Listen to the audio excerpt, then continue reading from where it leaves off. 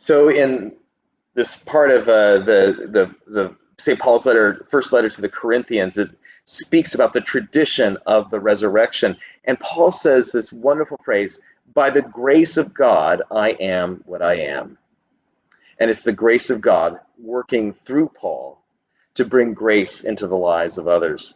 And this grace of God, again, is so important to understand, and this shows us so clearly that God's grace is not something that's given to us passively. It's not like, 50 milligrams of forgiveness and then, talk to me tomorrow. I'll give you more tomorrow. It's not something where, it's a purely forensic declaration of innocence, like, that we come guilty and then that we get the grace, and then we don't have to, in a sense, we don't do anything, but we're all of a sudden not guilty. Rather, the grace of God is a power tied to the resurrection of Jesus itself. Grace is dynamic. Grace changes things.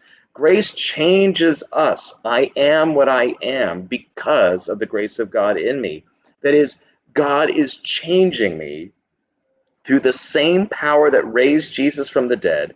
God is changing me and you into our new creation selves every day as we trust in him more deeply, as we allow that power, resurrection power to work in us.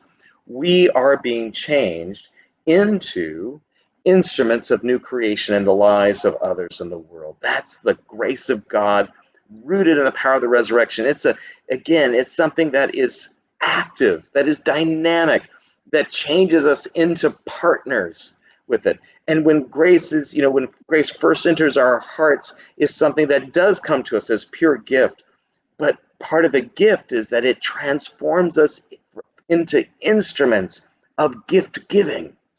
And God changes us into instruments of gift giving that we may pass on that power of the resurrection into the lives of others.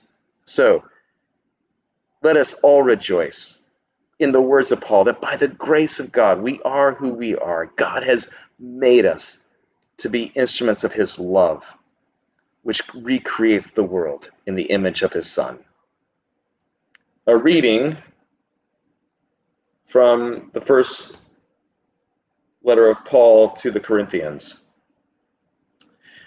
Now I would remind you, brothers and sisters, of the good news that I proclaimed to you, which you in turn received, in which you stand, through which also you are being saved, if you hold firmly to the message that I proclaimed to you, unless you have come to believe in vain.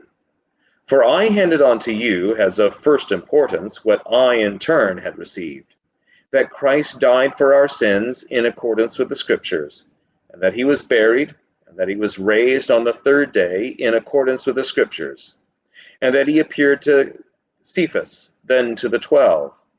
Then he appeared to more than 500 brothers and sisters at one time, most of whom are still alive, though some have died.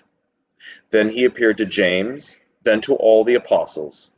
Last of all, as to one untimely born, he appeared also to me.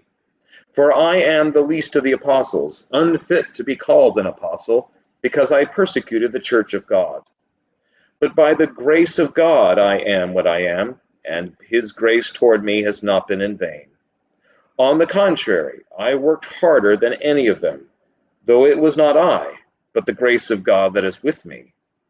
Whether then it was I or they, so we proclaim, and so you have come to believe. Word of the Lord. Thanks be to God.